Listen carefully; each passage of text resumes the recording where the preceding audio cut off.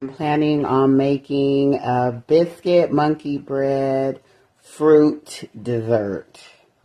I have my strawberries, mangoes, and peaches simmering.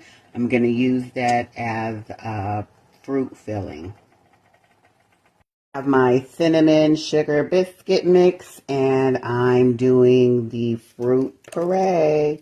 This is strawberries, peaches, and mangoes. And I'm going to do another layer.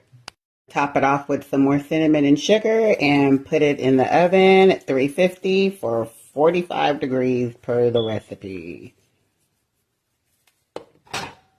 This is the biscuit bread straight out of the oven. It looks so good. It looks so good. Now I'm going to put the glaze on top once it cools down.